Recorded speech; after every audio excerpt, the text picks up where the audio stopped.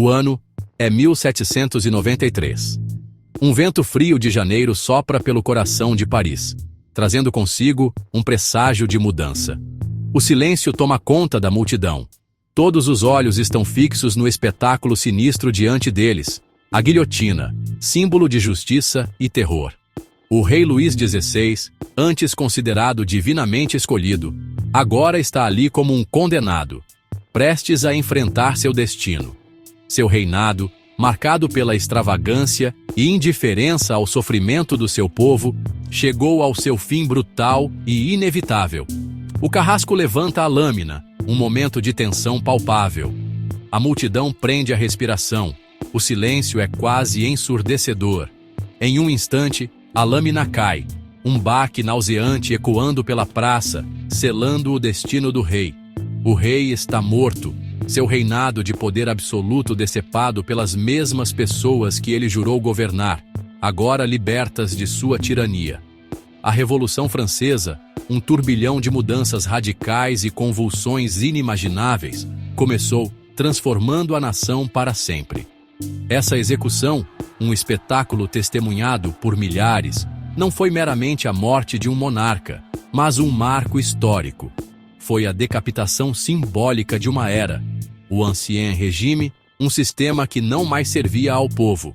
A Revolução Francesa foi um grito de desafio, uma rejeição à tirania e um apelo desesperado por liberdade, igualdade e fraternidade, ecoando pelos séculos. Para entender a Revolução Francesa, precisamos voltar ao reinado de Luís XIV, o autoproclamado Rei Sol, que governou com um poder absoluto sem precedentes. O reinado de Luís XIV foi de grandeza e poder absoluto, marcado por uma centralização extrema do poder. Ele transformou a França em uma força europeia dominante, mas a um preço altíssimo para o povo.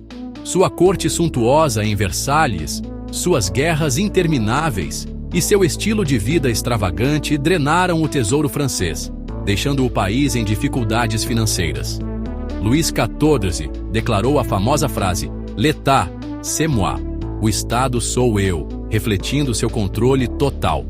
Isso sintetizava seu governo absoluto e desrespeito pelo bem comum, ignorando as necessidades do povo. Ele silenciou dissidentes, cobrou impostos pesados e governou com mão de ferro, sem tolerar oposição. Mal sabia ele que suas ações estavam plantando as sementes da revolução que eclodiria sob seus sucessores, mudando o curso da história. Luís XV, bisneto de Luís XIV, herdou um reino à beira da ruína financeira, com um tesouro vazio e um povo insatisfeito. Embora tenha tentado reformas, elas frequentemente falhavam devido à resistência das classes privilegiadas, que se agarravam ferozmente às suas antigas vantagens e privilégios. O palco estava armado para um confronto dramático, que culminaria na Revolução Francesa. A sociedade francesa, sob o Ancien Régime, era rigidamente dividida em 3 estados. O primeiro estado, composto pelo clero, desfrutava de imensa riqueza e privilégios, pagando quase nenhum imposto. O segundo estado, a nobreza, espelhava o estilo de vida opulento do clero, isento da maioria dos impostos e desfrutando de vastas propriedades de terra. O terceiro estado, abrangendo todos os outros, desde os camponeses que trabalhavam nos campos até os ricos comerciantes, arcava com o peso dos impostos. Eles eram privados de direitos básicos, sujeitos a taxas feudais e praticamente não tinham voz no governo. Esse sistema, inerentemente injusto e insustentável, alimentou as chamas do descontentamento que logo consumiriam a França. Seção 4. A tempestade se forma. Dos Estados Gerais à Assembleia Nacional. Em 1789, a França enfrentava uma tempestade perfeita de crises econômicas e sociais. Uma série de colheitas ruins levou à disparada dos preços dos alimentos, deixando muitas famílias famintas. Enquanto isso, os gastos extravagantes de Luís XVI e da corte drenavam ainda mais o tesouro nacional. Desesperado por uma solução, O rei convocou os Estados Gerais, um órgão legislativo que não se reunia há mais de 170 anos. O terceiro estado, inspirado pelos ideais iluministas e indignado com sua condição marginalizada, exigiu mudanças radicais. Eles argumentaram por uma representação mais justa e pelo fim dos privilégios do clero e da nobreza. O primeiro e o segundo estados, no entanto, resistiram a qualquer tentativa de alterar o status quo. Em um momento crucial, o terceiro estado se declarou Assembleia Nacional, alegando representar a verdadeira vontade do povo francês. Esse ato de desafio, conhecido como o Juramento da Sala do Jogo da Pela, marcou o início oficial da Revolução Francesa. A partir desse momento, a França nunca mais seria a mesma, e o mundo assistiria a uma transformação histórica. A Assembleia Nacional se tornaria o símbolo da luta pela liberdade, igualdade e fraternidade. A Revolução Francesa estava apenas começando, e seu impacto seria sentido por gerações. O mundo nunca mais seria o mesmo após esses eventos transformadores. Seção 5. A queda da Bastilha. A fortaleza da tirania desmorona. À medida que as tensões aumentavam, rumores se espalharam por Paris como fogo em palha. O rei, temendo o crescente poder da Assembleia Nacional, reuniu tropas ao redor da capital. O povo, já à beira do abismo, viu isso como uma ameaça direta.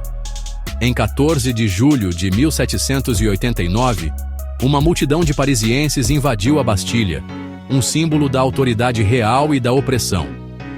A tomada da Bastilha, embora em grande parte simbólica, foi um ponto de virada na Revolução. Demonstrou o poder do povo e sua disposição de lutar por sua recém-conquistada liberdade. Este dia, para sempre gravado na história como o Dia da Bastilha, tornou-se um símbolo do triunfo da Revolução Francesa sobre a tirania.